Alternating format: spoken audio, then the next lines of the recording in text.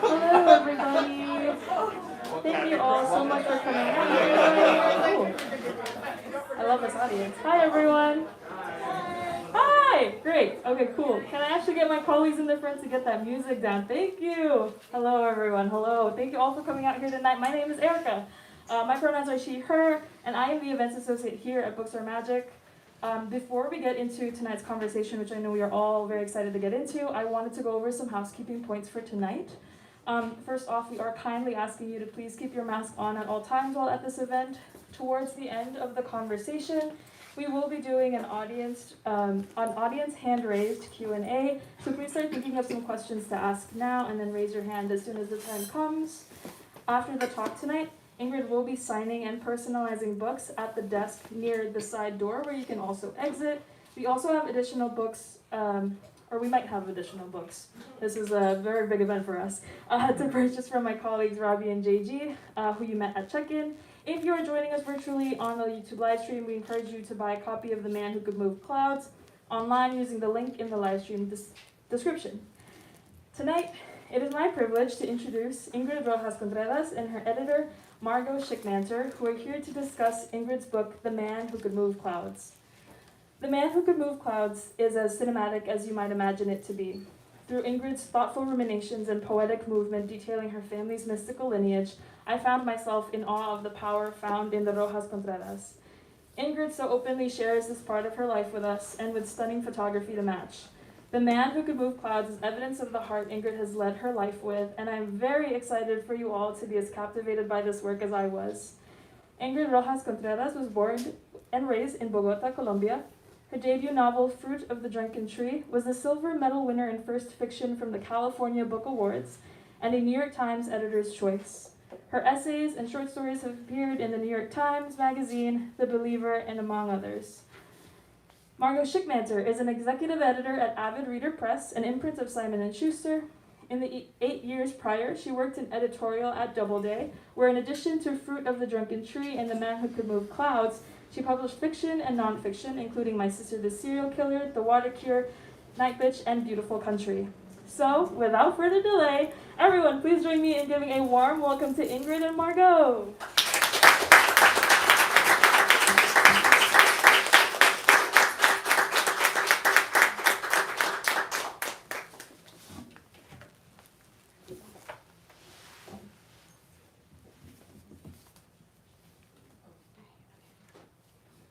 Hello, everyone. Hi. How is everyone tonight? Good. I'm so excited to be here. And I just want to thank Erica for that beautiful introduction, and Books Are Magic for hosting us, and my editor, Margot, who is here with me today. I wanted to start off by reading you a little bit of the book. And so the book is about my grandfather, who was a curandero, or a mestizo medicine man, and my mother also became a curandera. And I think that's all you need to know. There are curanderos from the tip of Argentina, up the continent to Mexico, and into the parts of the United States that used to be Mexico. There are as many curandero traditions as there are geographies. Healers who use hallucinogens, herb knowledge, dreams. Soadores focus their healing practice on holy oils, which are old recipes through which they can massage illness out. In Colombia, we don't call native healers curanderos, though they are medicine men. Among ourselves, we say, I went to see a Wayu woman, or a Kogi man helped me with my pain. Though they manifest differently, all curandero traditions agree on the understanding that illness is tied to the spirit, to the things we live through and the things we carry. But native healers root their practice in tradition. Curanderos have lost that direct connection and are fond of improvisation. Their style of healing depends on their personality and the original traditions of each area. Some curanderos are spiritual surgeons, for example. They heal in an operating theater and don a doctor's white coat, fish out scalpels and pincers from metal trays, cut the air above the body of their patients, and sing old healing songs. blowing out smoke and taking out cancers of the real or metaphorical kind in their invisible surgeries. Nono healed through blessed water, herbs, dreams, and stories. He treated ailments, then looked for invisible wounds, important wellsprings of pain. This is what Mami did too. Sometimes Nono would inhale the illness off a person, sucking the air from their face and inviting their illness into his body, where he could survive it and heal it on his own. Curanderos, above all, have to be able to heal themselves. In Cucuta, Colombia, Mami and I are talking about how I am not meant to be a healer because I have still barely survived my own disturbances, when Papi calls over the internet. He is at an oil site in Libya, halfway through a 5-month post. He is lonely. We know because every day he sends us short emails. Hello, family. I hope everyone is well. The way we react to the things that happen to us today define us in the future. Let us all be happy as we are now, and even more happiness for everyone. Papi's company knows he is lonely too. They have offered to fly Mami in for the last 2 months of his contract. Because Papi is waiting for Mami's visa to go through. When he calls, I assume it's about her papers. I put the phone on speaker, lay it down on the floor. Mami is sitting on a rug, having just woken up. She is twirling her hair and drinking the iced coffee I made her that morning, shaking her head and sucking her lips dramatically each time she sips to let me know I didn't add enough sugar. I failed to suppress a smile. The reason Papi is calling, he announces, is that he's just seen Mami appear. Since she was a girl, Mami has had the eerie yet modest talent of appearing in 2 places at once. Throughout my youth, once or twice a month, Mami's old lovers, close friends, sisters, and brothers called to report her visitations. While Mami was at home in Bogota, her apparitions sprang up all over Colombia, knocking on doors in Medellin, shuffling down hallways in Cartagena, tossing strands of black hair in Cucuta, vanishing into thin air from one moment to the next. Mami celebrated each account. Instead of apparitions, she called her doubles clones. Mami often asked after her clones, what they had been wearing, what hairstyle they had chosen, where their eyes had seemed to alight. Mami's clone has, just a little while ago, materialized on the 2nd floor mezzanine of the company rental where Papi is staying, tossing chimerical bucket after bucket of water on the wall. Papi watched her appear from directly below on the 1st floor, where he was working on some graphs in the living room. Most of the time, Papi avoids acknowledging Mami's clone, but he felt such curiosity about what she could be washing, he raced upstairs to look. By the time he reached the mezzanine, Mami's clone was gone. Papi asks, so, what were you washing, Sohaila? Mami thinks for a second. Probably cleaning the space for my arrival.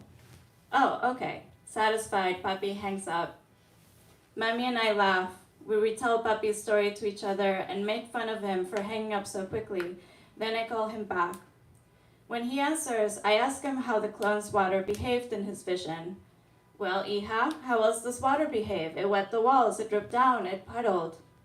I smile, imagining the water dripping from the 2nd floor into the living room, lapping up to the couch that Papi has told me encircles the whole room and has tasseled round pillows arranged one after another.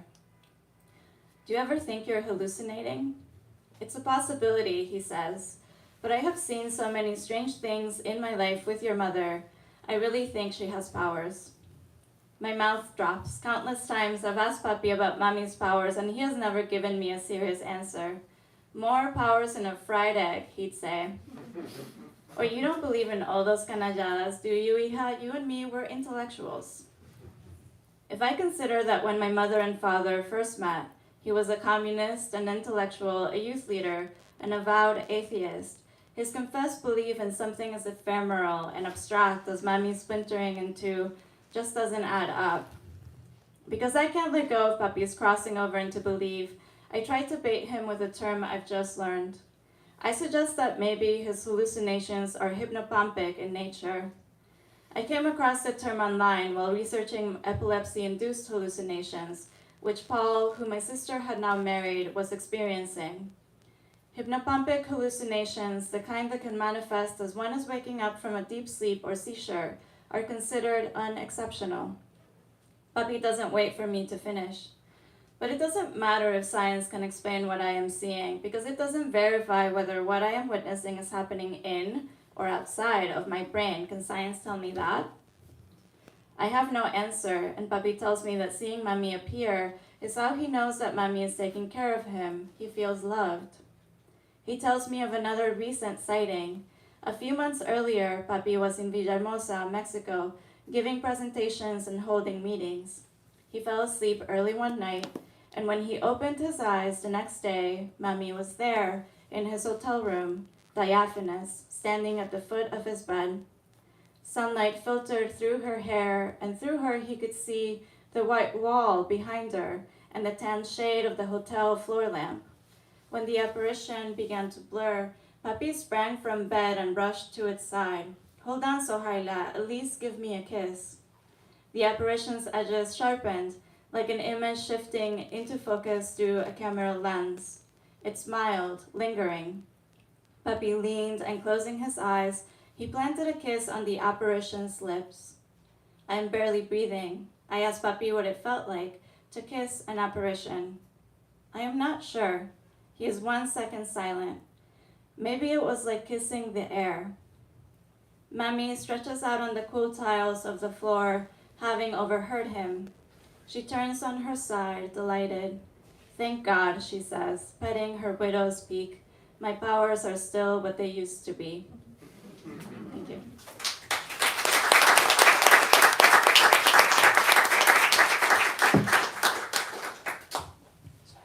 Thank you so much. I'm reminded again of how totally enchanted I have always been by this novel.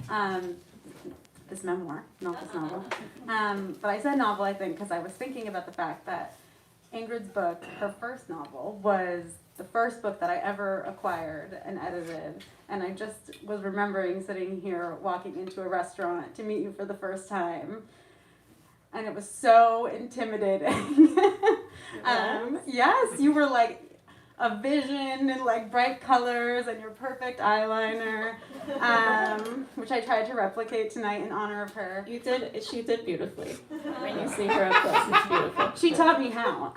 That's really what's come out of this relationship. But yeah, it's so full circle, and there's so much of what I loved about that book that's in this book. And I also think people are very jealous when they learn that Margot is one of the few people that has met my mother. Oh, and it was such a good experience. Oh my God. And it does track. Like she is, she is like, yeah, she what you would see her dramatically being like, "My powers are still with," that's how she is. Yes, we have to talk about the sense of humor in this book because it's impeccable, but also Mami has an impeccable sense of humor. But first I think we just have to start with what brought you to this book? What made you write this book right now? I had an accent. So one of the things that this that I always knew that I wanted to tell this story, and I've always loved my family stories. I couldn't figure out what my relationship was to those stories in the book, because I would be telling my grandfather's stories, and then my mother's stories. And then when you're writing memoir, it's always like, oh, what is the narrator's relationship to these things? And I couldn't quite answer that.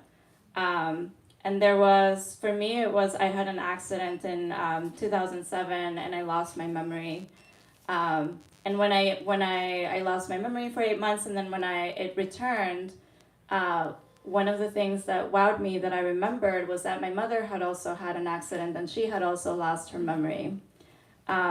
And I realized, in the book, there's all of these stories that repeat across generations, and there are all of these patterns, from my grandfather Nono's life to my mother's to my life, and that became like my cycle, or became like my repetition. And I, through having amnesia and then feeling connected to my family in that bizarre way, I finally figured out what my relationship was to that. I felt like through the accident and losing my memory, that I found my way into the story more easily. And the other thing that happened was that I had the chance of relearning where I came from and like all of these family stories, and I could listen to them for the first time, as if for the first time, and they didn't come mediated with any kind of judgment or any kind of outside voices to that. And that was also so crucial for the writing of this book. So, shout out to Amnesia. I really feel like without it, I wouldn't have been able to write this book as it is now. Well, let's do like a quick teaser, because I think this is such a fun aspect of this book. If you go through, what are everyone's gifts in your family? Okay. So I have an aunt who she can read the future by sucking on a cigarette and then looking at the tip of the cigarette.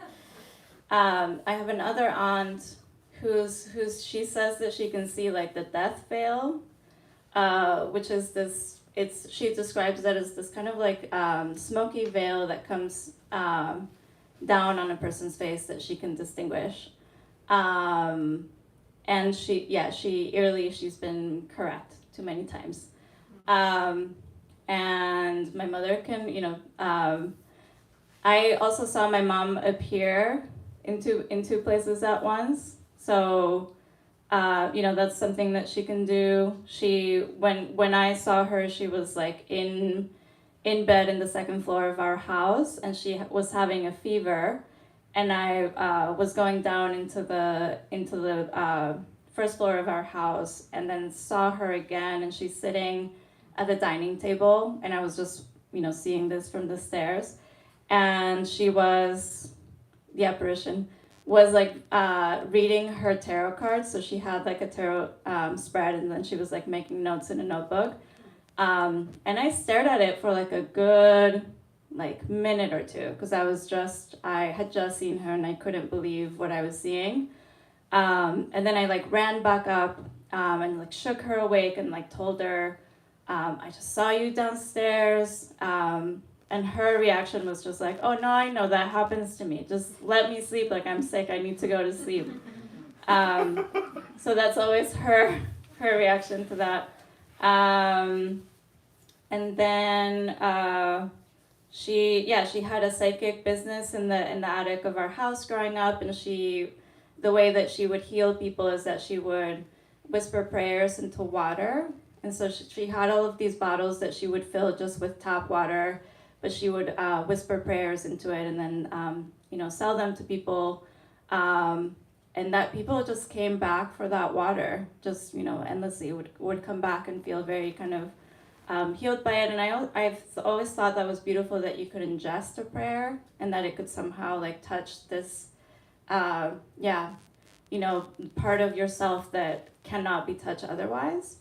And my grandfather was a curandero, more in the plant medicine way. So he knew a lot of plant medicine, and he also had a healing business, and people would come and go. He had a business card. There's a business card in the book, and his business card said, "Cures you of all kinds of illnesses: diabetes, obesity, sinusitis, epilepsy, cancer, and witchcraft." So I think those are all. Right, and so your mom got her gifts, her powers, after she fell down a well and had her experience of amnesia when she was 8, 9, right? And there was excitement in your family when you got amnesia, that was this your moment? And so tell us about people were, my mother, so she fell down this empty well, and she actually went into a coma. Her fall was very bad, and she was just a kid. My grandfather was taking care of her, and he made this whole drip system from cane sugar stalks, and was feeding her homemade serums, and her face was all broken, and he also used a lot of like sap and a lot of like plant medicine to try to make the skin heal without scarring, which it did. And when she came to, which was 8 months later, she just kind of recovered her memory and knew who she was. She could suddenly like see ghosts and hear voices. And so that's when the family started to say like, oh, the accident was some sort of initiation for her. So when I told my family like I had an accident, I have amnesia, they were like they were so excited about that. And then they were like deeply disappointed because when I got better, I couldn't, I didn't see ghosts, I didn't hear voices, nothing happened for me. And they were all like, somehow I had like messed up the accident. Like somehow there was something that I could have done, and but I do think that I think of that period of amnesia for me was still like the happiest in my life.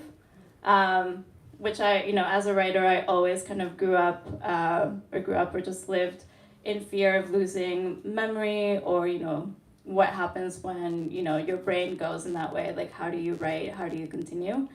And it was actually amazing. There was something so beautiful about not being tied down to identity. There were like a few moments, like maybe like a few minutes after my accident, when I had amnesia, that I didn't even know that I was in a body. So it's just like pure experience. And then when I realized that I had a body, it just felt very imprisoning. So yeah, for me, like that was the gift part. And when I tell that to my family, they're like, "You're so American. Like, this is not." I think that kind of brings us in a nice way to the forces that maybe made that the happiest time in your life, like where you had no preconceived notions about your identity. And you've talked about this book as real magical realism. And I wonder if you could kind of expand on that a little bit. And the real magical realism part? I like when I came to the US when I was about 18 years old. And so up until then, living in Colombia, the kinds of stories that I am telling you would not be surprising to a Colombian. And probably they would give me, or they would share stories about their families, or things that they had seen or lived. And it would just be like this excitement of like sharing all of these very eerie stories together. When I came to the US, I didn't realize that this was not normal. And I didn't realize that people didn't talk about their dreams, or like nobody received prophecies.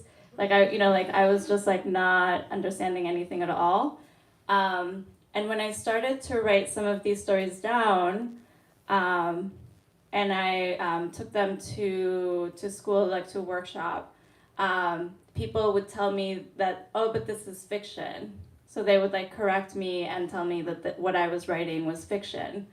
And for me, it just created like this just very long confusion, because when you're a new immigrant, and I at the time felt so uncertain about where I stood in the US, and I didn't quite understand like the politics of how, because I had my own politics like in my body, in my skin in Colombia, and then you arrive to the US and it's something else. Like there's something else that you have to learn, and suddenly everything is a little bit different. So I wasn't sure about that, and I really did think like, okay, maybe this is fiction, like maybe I don't know what I'm talking about. But yeah, and that's something that I just completely lost through the accident. So after having the accident and then hearing these stories again, I heard it. Like I heard the people being like, it's fiction, and I was like, well, that's bullshit. Like, why did I like listen to that for so long? And I understood it as a desire to erase culture. And so then I really wanted to make sure that I could write it in a way to honor the worldview and to just also say like this is a worldview, and present it like that. And the book is also a political reckoning with Colombia's history, with kind of some of the reasons that you felt your politics when you were in Colombia. So did you know from the beginning that you were going to put all of that together in here, or did that kind of come later on? I don't know if this will be very funny or surprising to hear. When I started to write the book, I felt that this was going to be my light, fun memoir. I do think it's funny. I think it has great funny moments. It does. There's a lot of funny stories in there, including one with a skull that is amazing. But yeah, I think that I just wanted to tell like all of these stories about like, you know, my grandfather moving clouds and like my mother doing like fun dramatic things, and it would just be in my head like a very light story. And then as I started to go into the narrative, I found that I had to reckon with a lot of silences. So I had to, you know, growing up, like my mother would say, like, don't share any of these stories with anyone. And she would say that because she had received judgment from people when she, you know, shared, like, this is who we are, this is what we do, or this is what happens in our family. And then I had to ask, like, okay, so she told me to not say, and then who made her feel like she couldn't say? And then inevitably, it just kind of led me to politics. It just kind of led me to colonial history and the way that you know, brown people are kind of like taught to keep their, you know, indigenous lineages or those kind of like mixed lineages hidden to protect the majority culture, or to not make the majority culture like feel uncomfortable or like feel like they don't know the world.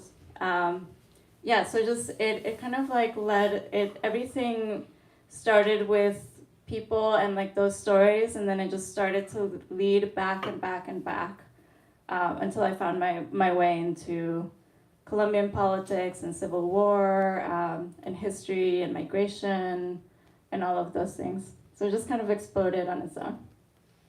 And I remember reading this and being like, this is so incredible. I have no idea how to structure this.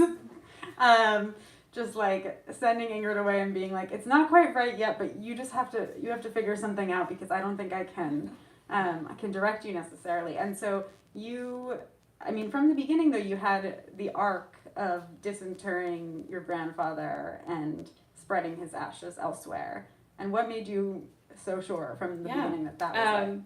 Yeah, so the when I decided that I wanted to write this, it really felt like just the world was handing me like this story that just kind of kept getting better and better.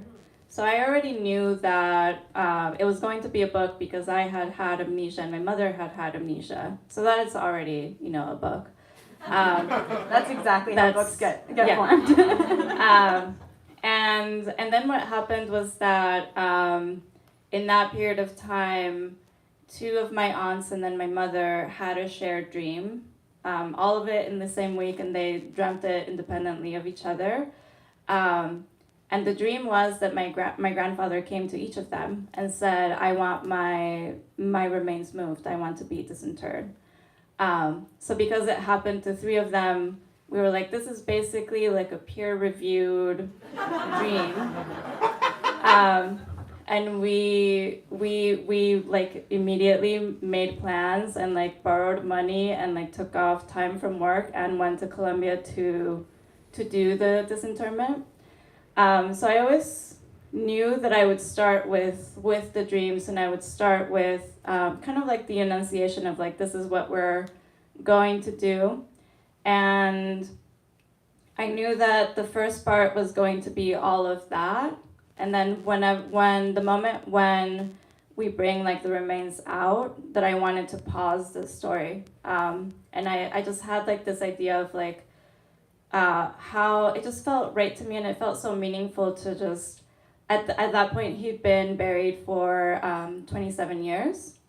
And so then to have that unearthed felt like I really wanted to kind of pause and take a moment. So the narrative pauses there. And then there was a middle where I didn't know what would happen. And then the end of the book would be, after we go through this mysterious middle, that we would return to the body and then see what happens after. The thing that I figured out was that we were gonna do a physical unearthing, and then I wanted to do an emotional unearthing of stories, or like silences, or the stories that we tell but secretly, the stories that we don't want to tell, the stories that I'm told like don't tell this, and that was basically the structure that I tried to follow. I love hearing you like lay it out like that. I'm not sure that it was ever articulated quite like that. It's so perfect. And it's such a dramatic scene when you're disinterring your grandfather. Like they have to have this special team come do it, and there's amazing pictures in the book. At one point, the guy's like, it could explode. There could be methane gas. Like, it's just an incredibly bizarre experience. So fruitful for a book. But I guess my next question is, how then I think of your books as like, they're kind of, or especially this book, it's almost like your writing is almost spell-like. It kind of like lulls you into something. You're line by line writing. You have a lot of repetition and mirroring. And I've always thought there's something really incredible just about the way that you choose your words. And I think you have kind of a philosophy behind that. And I wonder if you could talk about it a little bit. Yeah. I think that it for me, it just starts because I spend an hour before writing. I try to hypnotize myself, and that's what I try to do. And so I listen to the same song on repeat, and I do repetitive things while I'm doing it. So I'm really trying to like hypnotize myself, so that when I get to the desk and I'm starting to write, it almost feels like it's just coming from a deeper place, that if I just sat down right now and tried to write, it doesn't feel the same. And the other thing that I do when I'm writing is that I try to be between languages. So I try to think of the scene in Spanish, and then I do this internal translation, and then even try to do a bad translation, so that when I type into English, that there's a little bit of strangeness in the language, or it feels like I am playing with the grammar in a way that, I think our copy editor was like... I'm always like a very light copy editor. Yeah. So light, right over the top. Yeah. But I think that what I want is to make the English sound like it's Spanish, or like it has like Spanish living in the middle of it. So I also feel that space between language is such an eerie place. I used to do a lot of work as an interpreter, and there's always a lag between when you're thinking of one word in one language and you're thinking of the other word in the other language. That lag, I feel like it's almost like a very ghostly landscape to me, and I love being there. And it's also a part where language doesn't exist, because you're kind of thought of a story and then you wait and you're suspended and you're trying to think of the other, and in that spot when you're in between, you're a little bit like nowhere. Almost like amnesia. It's almost like amnesia. So I think that because of all of those all of those things that I do when I'm writing, that it has like that tone to it, that I'm just like doing something very different. It does feel very spell-like to myself as well. Yeah, and so speaking of this kind of translating, interpreting, there's an incredible section in the book where your sister is sick, your mom comes from Colombia, or I forget where she's living at the time, and your mom only speaks Spanish largely, and so you're conferring with the doctors, they're getting updates, and your mom keeps looking to you to interpret, and you realize like the incredible differences between Western medicine and her conception of healing. I think so my sister had a very serious eating disorder, and she was staying in an inpatient program, and that program provided a translator for us. And then I just started to notice that, you know, it would be like eating disorder, and then the translation would be like literally like desorden alimenticio, so like eating disorder. And, you know, to my mother, she had never heard of that before. And she just didn't have access to that kind of thinking. And so what she called it was like the remains of a susto, like the remains of a fear is what she called it. And it just became very clear to me that the person doing the interpreting couldn't actually translate for my mother, even though she was translating in the correct language. And yeah, so I started to do that for her. And I constantly had to, you know, not just translate the language, but also translate worldviews. And try to do that, you know, back and forth, you know, between what she was saying and then back to the doctors.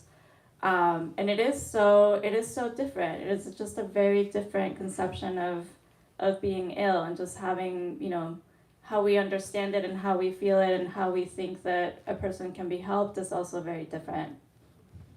Yeah, I mean, I think a big thing that I took away from the book is storytelling as a healing act, but also this difference between this Western notion of like you come into the hospital and you want to be cured of your disease or your issue, and in the, you know, mestizo tradition or your family's tradition, it's much more about healing, and there's a very particular difference in there that I think is really liberating, and I wonder if you would talk about that.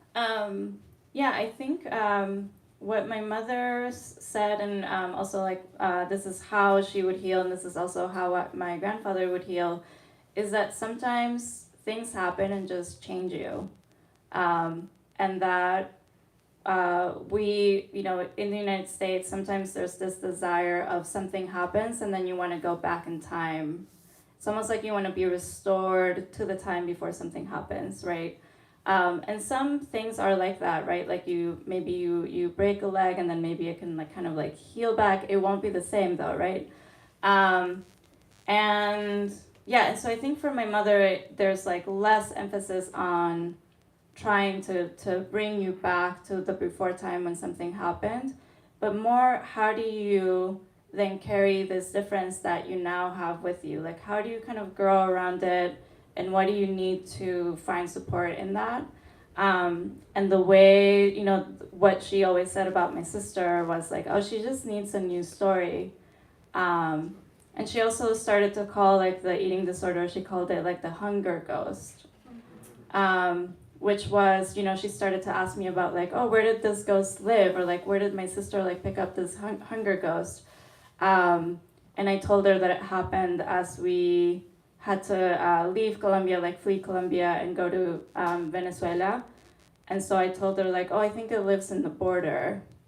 You know, so that, do you know what I mean? Like there's a way in which that kind of thinking can carry so much more than if we just very clinically say, this is what's wrong, this is what you do. If you do these things, you will get better, right?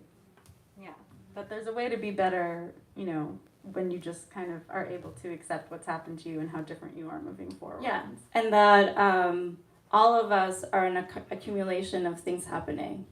No one is new, no one is new. All of us are an accumulation of things that go, you know, that are challenging, and we learn how to live with it, and we learn how to kind of move with it and walk with it.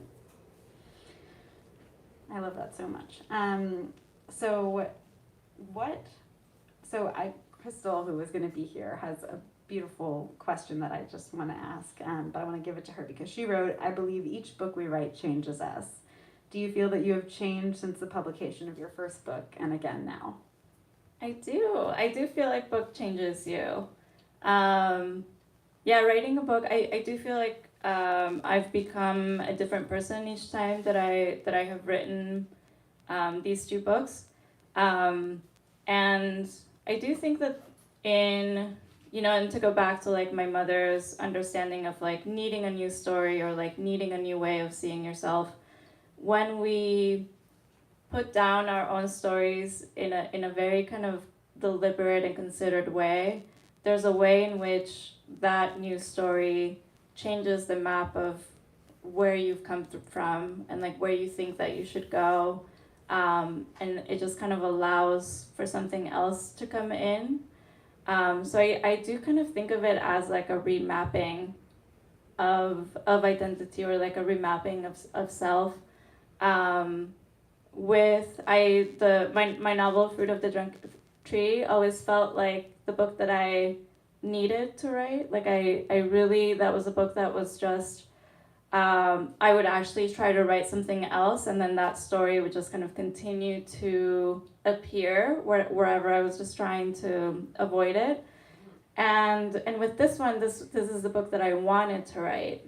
Like I really had a desire to like write this one, and it was an opposite relationship where I was just very attracted to this one, and to the novel I was just constantly trying to run away from it.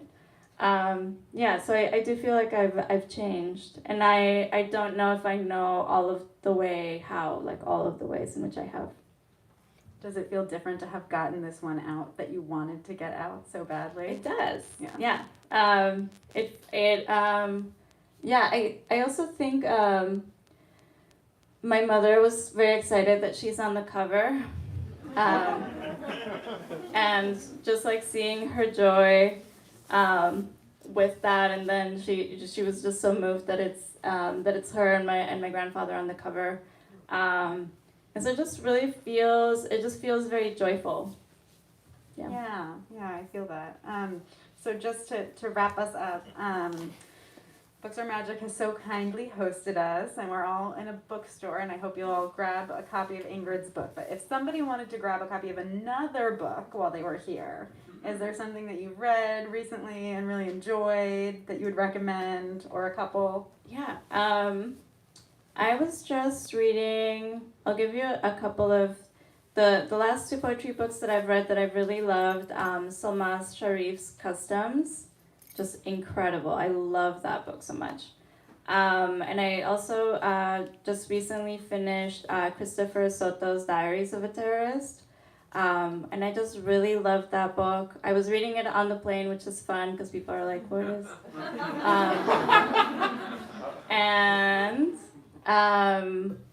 Fiction, the last fiction that I read that really just wowed me and I'm just still obsessing over is Fernanda Melchor's Hurricane Season. Completely just, I think that I've read that book in Spanish and English, and then in English. And I just love the storytelling. It's just incredible.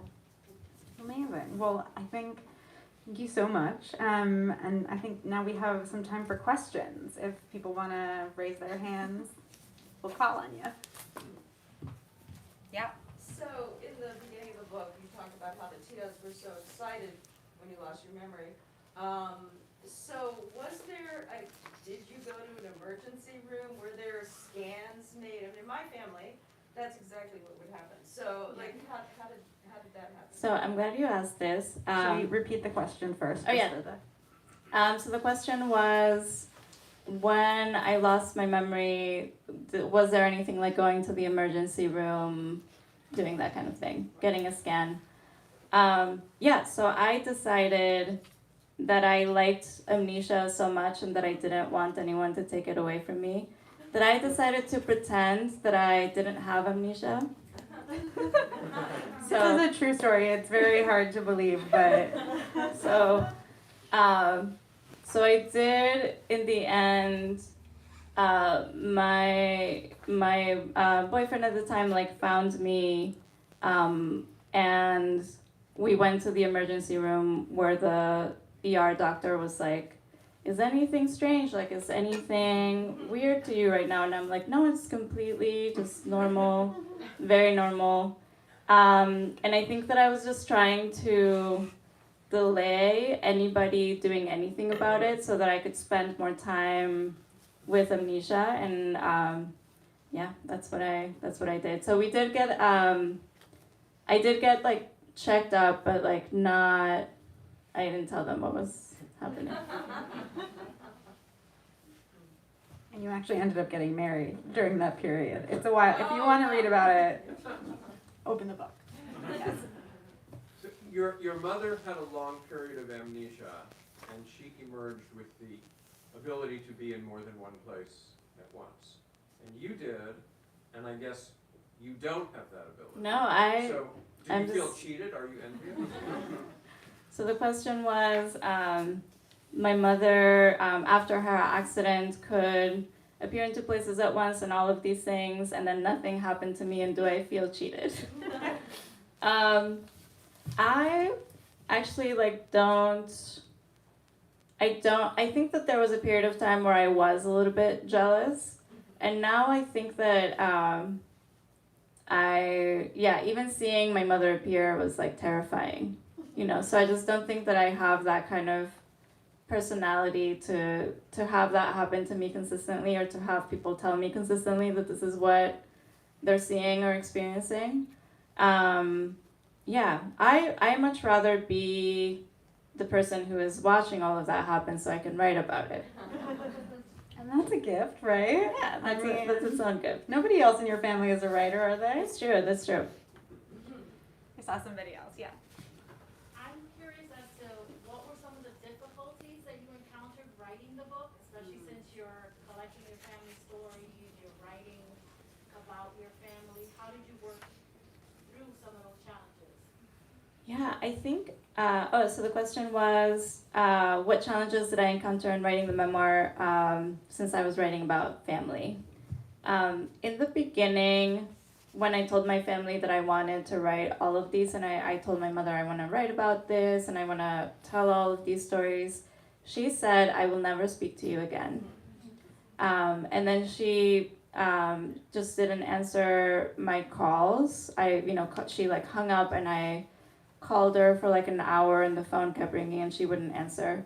And then my dad answered, and he was like, what have you done? So it was just like very, and we, would fight before, but we never stopped talking to each other in that way. So I was really scared. And in that instance, what helped was that my mother had a dream with my grandfather. And then my grandfather told her, I want the story to be told. And so then after that, she called me and she was like, I have an idea for that book that you're working on, is what she said. She didn't even acknowledge anything that had happened. What was the idea? I think she was like, we should go back to Colombia and I should tell you stories. So I think that was a challenge early on, and I encountered that with different people in my family. I think when we're doing memoir, I think that's natural to have people be resistant or wonder how you're gonna treat their story. So there were a lot of those types of conversations earlier on. And then I think with the writing, maybe the structure for the book was one of the most puzzling elements that I had to deal with. And I also wrote very kind of traumatic moments for me, and those were also very hard to write. But yeah, I think that I found ways, safe ways for how to do that, and I figured a lot out. So I do feel that I learned a lot in doing all of it. And you have to tell them how Mommy ultimately ended up helping figure out the structure. Oh. So she had a pretty good Yeah. idea, yeah. Yeah. So I was doing, me and Margot were having all of these conversations about how the structure was working. And I had made this large drawing where I had taped an order. And I was just texting with my mother. I took a photo and I sent it to her, and I was just like, this is what I'm doing right now, because she was asking how are you, what are you up to? And she texted back, she doesn't speak English, she texted back, this is wrong. And then she sent me the photo back, putting new numbers into the order. So she was like, this is the order of your book. And at first I was like, okay, this is, a little, she just doesn't understand boundaries. And then I started to look, and then I was like, wait, this is actually genius. So then the structure in the book is actually what she sent back.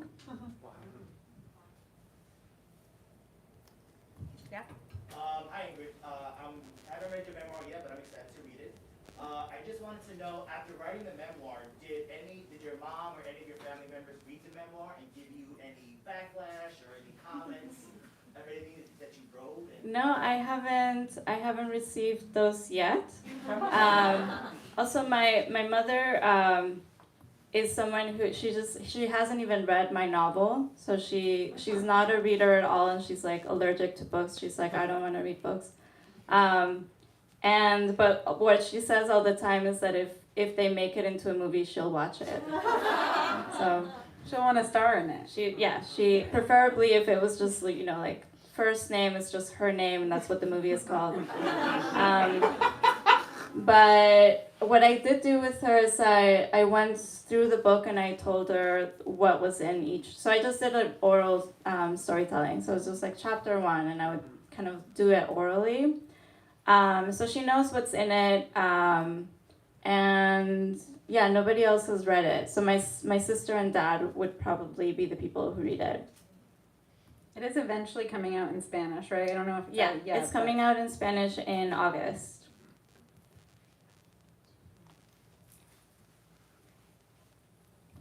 Well, you know how much I love your book. It's definitely canon. That's what we talk about amongst the booksellers. I wanted to know how was the experience reading it in Spanish? So the question was, what was the experience reading the memoir in Spanish? It's really strange for me to read it in Spanish, and there's this sense, because I was telling you that I try to live in the middle. It's almost like hearing my initial thought process when I read it in Spanish. And yeah, that's always just feels very strange to me. But I'm also like so moved by hearing it and seeing it in Spanish, because I always think, with this one, that's what I thought, like, oh, this is what it would be if I hadn't migrated. Like it would sound something like this, and so I just had like this little bit of a future that could never be feeling to it. So I find that very moving. It's very beautiful, and just thinking of my mother who doesn't speak English, and my dad who speaks like a little bit, how important that is to have it in Spanish. And I know that there are many people living in the U.S. who are also like that. So I love it for that reason too. Thank you, Ed. Yeah, in the intro, they mentioned you're writing cinematic, and you just said that your mom would read it if it were turned into a movie, and you can't help but like imagine it as a movie, or especially for The Drunken Tree, it's so vast and you can just visually see it.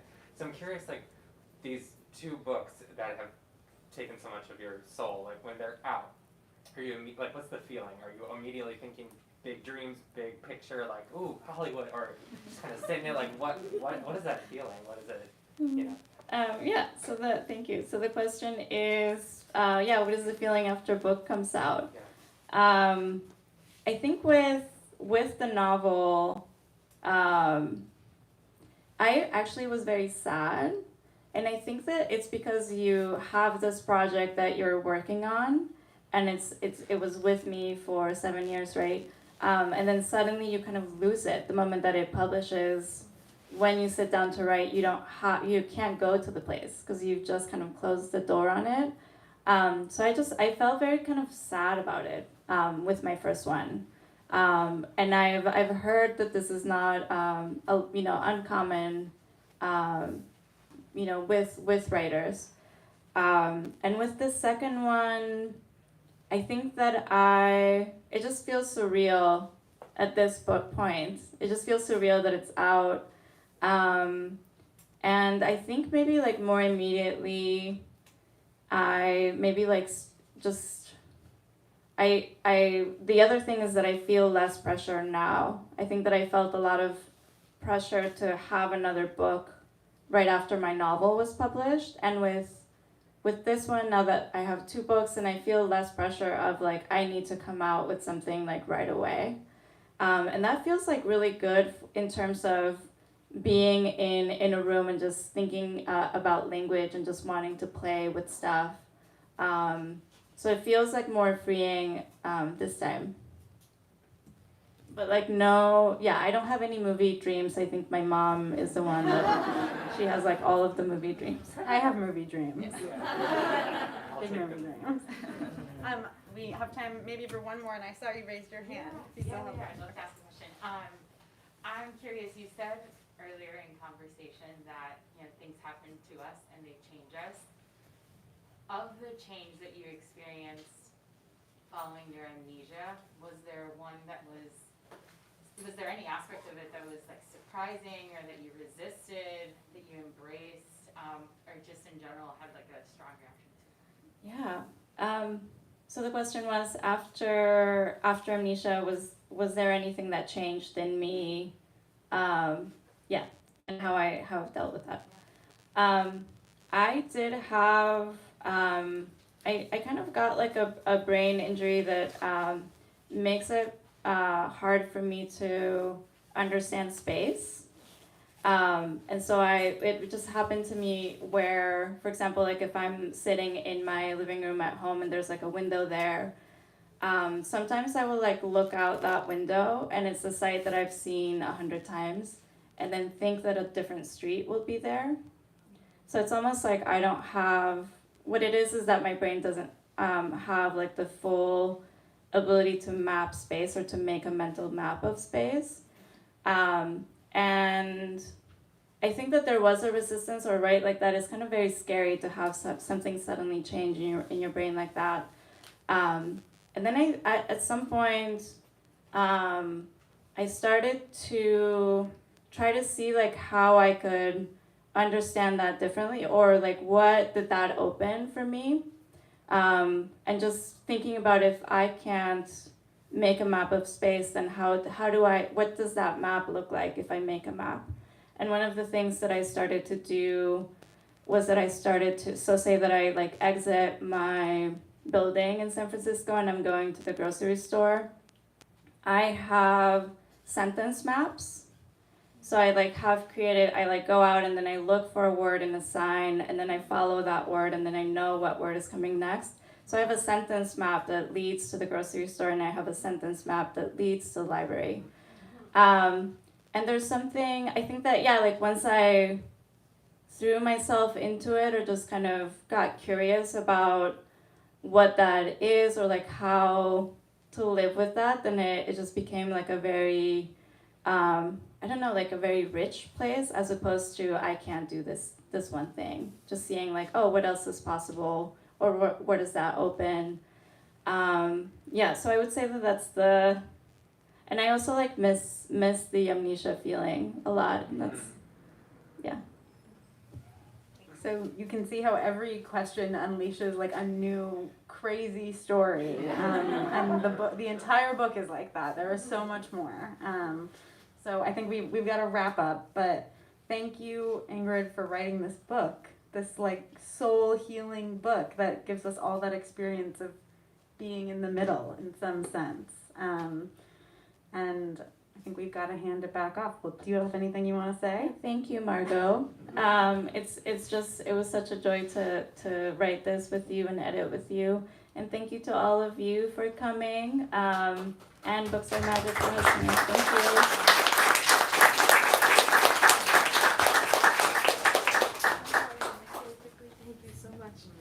Thank you so much, everyone, again, and thank you, Ingrid and Margot, for such a moving conversation tonight.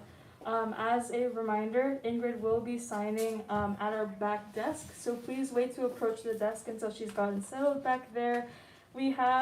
Fortunately, we have a very limited amount of copies of The Man Who Could Move Clouds, for purchase. We also have a wonderful stamp that Ingrid will stamp your books with. You want that stamp? You definitely want that stamp. For those of us who are still with us on YouTube, you can find the link to purchase books in the description. That is all from me, so thanks again everyone for joining us. Please join me in giving Ingrid and Margot a final round of applause.